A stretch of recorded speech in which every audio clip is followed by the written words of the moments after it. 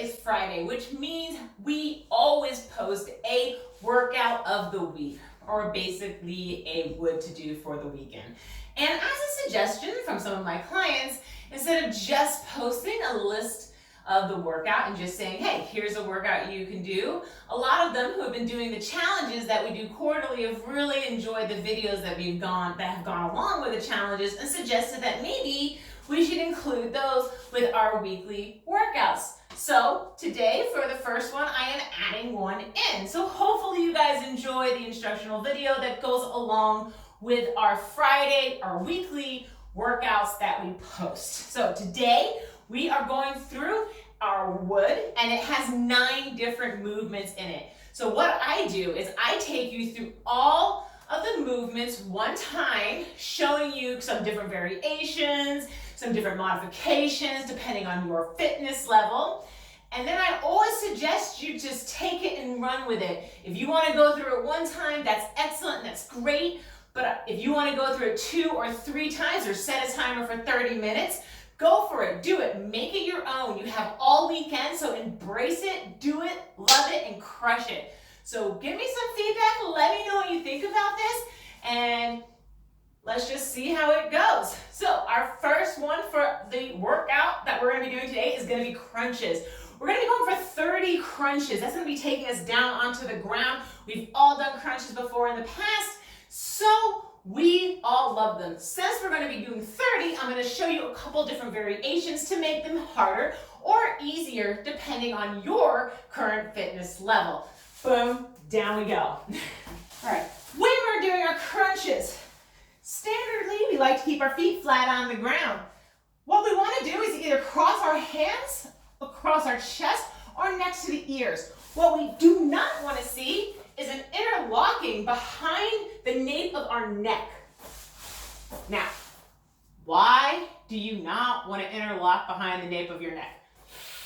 Well, what's up here? Our brain. What goes right down through here? Our spine, and all the nerves that go from our brain through our spine, throughout our body, and controls everything.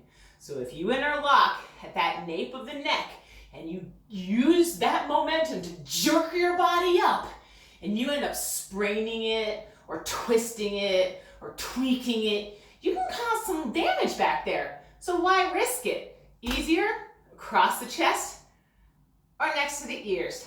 Because we're not going to be lifting with our head, right? We're lifting with our core. So 30 of these. Again, we want our legs nice and simple at a 45. All we're going to be doing is elevating our shoulders about 12 inches off of the ground. 1, 2, 3, 4, 5, 6, 7, 8, 9, and 10. Now, if you don't have access to any kind of weights and you do want to make this a little bit more of a challenge, you can always elevate your legs to a 90-degree angle, right? Holding your legs at that height. This will force your lower core to engage as well and keeping it going. So, 11, 12, 13, 14, 15, 16, 17, 18, 19, 20. Now some of us, we can't get all the way up there yet. Our body just isn't at that fitness level, and that's okay. Try to reach as close to your knees as possible. So we're at 20. 1, 2, 3, 4, 5, 6, 7, 8, 9, and 30. Remember, this is just 30. It's okay to separate this out and do 3 sets of 10. Okay? Totally fine. Not a problem. Our next movement brings us straight back up into the air. We're going to be doing body weight or air squats. Super duper fun. This is going to be working our lower body, right? Getting those glutes going, our quads going, and our hamstrings going. Cha, cha, cha. We have 10 of these, nice and simple. So again, I'll give you some different variations. When we set up for that squat, So often you hear people say, feet shoulder width apart, right through here. Well, you know what? Different people have different bodies, and different bodies have different femur lengths, and different femur lengths are going to affect your stance and your squat. So your body might not want your feet directly underneath your shoulders. Depending on your personal build, you might need to take a little bit of a wider stance, because the goal overall is to drive those hips back and keep those knees behind our toes, right? We don't want to come down forward like this in our squats. We want our hips to drive back as if we're sitting in a chair, okay? So that means you need to take a little bit of a wider stance because you have longer femur bones in your legs, you're a little bit taller, you got wider shoulders, whatever the case may be, go for it, all right? All we're gonna be doing is squatting it out for 10. So 1, 2, 3, 4, 5. Now, if you want to make this a little bit more challenging, come up onto your toes after each one. All right? So we have 5 and 6, 7, 8, 9, and 10. And of course, you can always add weights if you have access to them. Just make sure if you have weights, you keep your shoulders from hanging forward like a monkey, rolling them down and back, and squat down as so. Chest stays up, and eyes stay up. Next move is gonna be a 180 jump, all right? So we all know 360 is full circle. 180 is half of that. So we have 10 of these. That means we're gonna face each direction 5 times. Now, if you have ankle injuries or you have some knee problems, this might be a move that you might wanna skip, okay? If this is something you're not comfortable with, it is okay to say, you know what? No, I'm just gonna do jump squats instead. Find something else, make it work for you, skip it completely, it's okay, all right? Better safe than sorry. What we want to do is make sure we have a flat surface. Of course, as you can see here, I have a wonderful mat that likes to bunch up. And of course, limited space. All we're going to be doing is squat it down, and as we explode up, we're going to rotate our body into the other direction. So, 1, 2, 3, 4, 5, 6, 7, 8, 9, 10. Next, we're going to be going for a standing position, down to a kneeling position, and then back up to a standing position. We have 10 of these. So again, I'm going to show you a couple different variations. We're going to start standing nice and tall. All we're going to be doing is stepping back with our right leg into a reverse lunge, bringing our left knee down so that we're basically on our knees at a 90-degree angle from our ankles to our knees, hip to shoulder. Then we're going to come back up, front, driving off our left, and back up. 1. All right, again. That's 2. That's 3. You want to make it a little bit harder? Elevate your hands. 4. 5. 6. You want to make it even harder? Keep those hands up. Add in a squat. 7.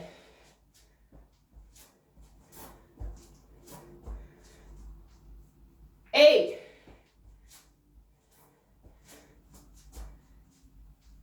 9. And if you have access to weights, you can include those. Funky donkey. Again, making sure your stance is correct. And 10.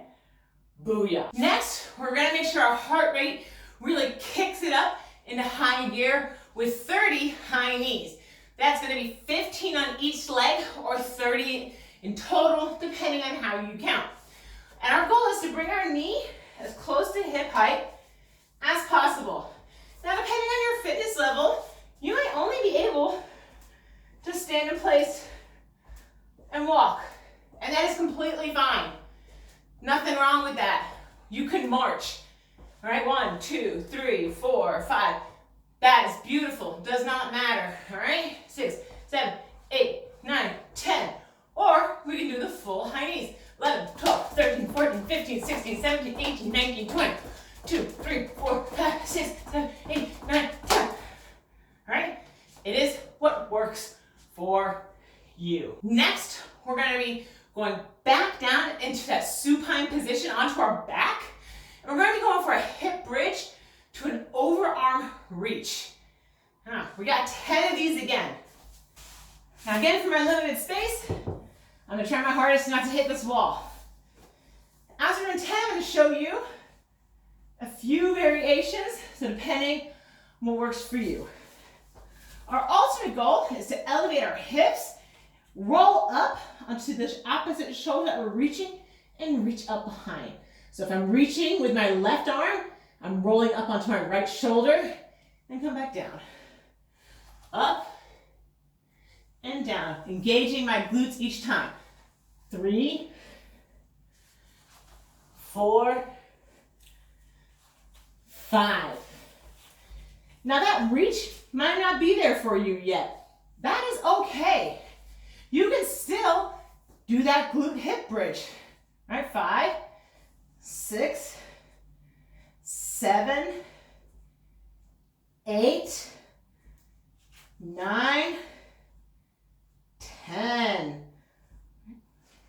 And of course, if you do have access to some little teeny weights and you want to incorporate those in, you can.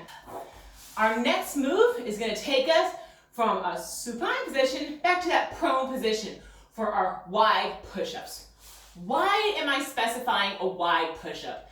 Because with so many exercises, with basically every exercise out there, there are thousands of variations that you can do. So when I say wide, it kind of puts us all on that same page that we're all kind of doing the same one. We're going for 10 of these. So I'm going to show you a few variations so you can find something that works for you. When we say wide, we want our hands about 36 inches apart or the long width of a poster, right? You know, we all had them back in the day. Do kids still have posters now? Oh my God, I'm showing my age. All right, hands are gonna be nice and wide, toes are gonna be grounded. We're gonna have our feet nice and wide as well. Smart Chloe for wearing socks. We're gonna pull our shoulder blades together. We're gonna lower down till our shoulders about even with our hips. Our shoulders are even with our elbows. And then we're gonna come back up. 2, 3. Now, you might not be there yet. That is absolutely 100% A-okay. Anytime you're doing a push-up, you can lower your knees down to the ground and do them off of your knees. So again, you put your knees together. We don't want to do push-ups from our knees in a tabletop position. This defeats the entire purpose. We still want to drive our body forward at a 45-degree angle so that we're still coming down and back up. 4, 5, 6. All right. Excellent. And if you want to make it a little bit more different, you can bring your hands off of the ground every time you do a push-up. So we go back to our push-up position. All right. Come down, elevate, back in, up. 8, 9, and for those of you wanting to make it extra fancy, you can elevate a leg. 10. All right, so there are a bunch of different ways to make this movement harder or easier depending on your fitness level. So we're gonna stay down in that plank position and we're gonna go for plank jacks. Again, just 10 of these, nice and simple. I'm gonna continue to show you variations so that you can find what works for you. Again, we're gonna hold our plank nice and high as we work, making sure we have that good alignment in our wrist, elbow, and shoulder, right? We don't want to kind of have them bent out of whack. We want a good framework here to support our body. And all we're going to do is bring our feet out and back in. 2, 3, 4, 5. Let's say you're watching me go and you're saying, oh, hell no. I am not jumping my feet out on who the hell you think I am, you crazy ass woman. I don't know what. No, you got me messed up for a fool. That's okay. We can take it down a level. We can step. We can step one out, bring it back. Step one out, bring it back. 1, 2, 3. Okay?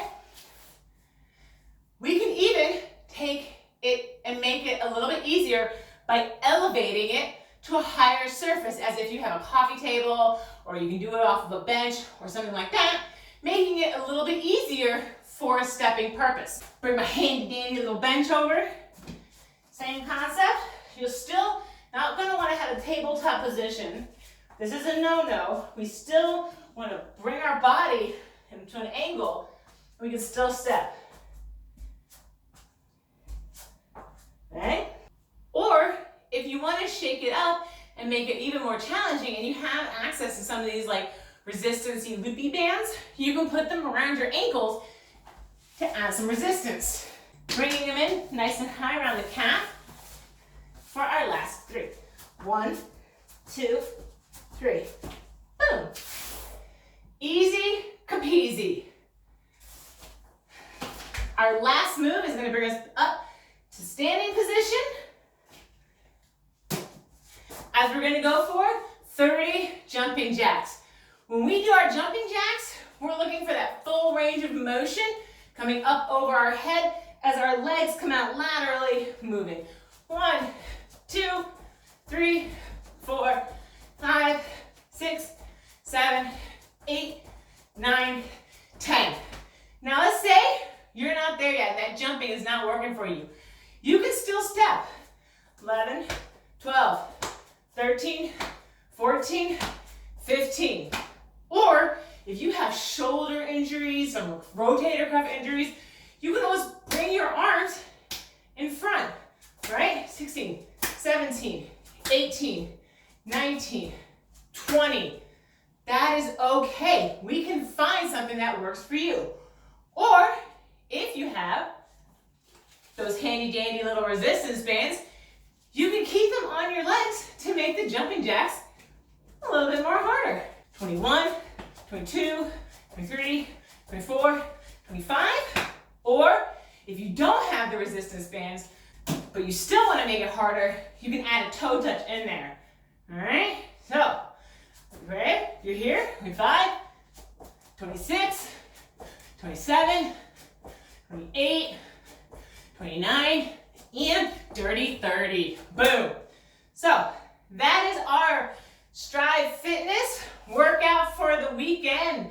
I hope you guys enjoyed our first time video. If you did, you can thank the people who do our quarterly challenges, because the challenges always come with videos, and a lot of them have been saying, hey, maybe you should add those in. So let us know your feedback, and hopefully you take these workouts. Hopefully you take some time over the week to do them and enjoy them. You can always find them on our blog, current ones, past ones. They're always there. They're always available. If you need any other modifications or variations, you can always DM us on Instagram or Facebook. Be sure to subscribe to our YouTube channel, because we're constantly adding new videos that are going to show different variations and different movements. And we're constantly building that video library. And if there's certain movements that you're looking for that you can't find, hit us up, let us know, and we'll send them. We'll make sure we make one for you, right? Just for you, your own special little video. All right, and in the meantime, be sure, if you don't already follow us on all of our platforms at Strive Fitness Personal Training, please do. And I will see you next Friday for another fun workout for the weekend. Cha-cha-cha.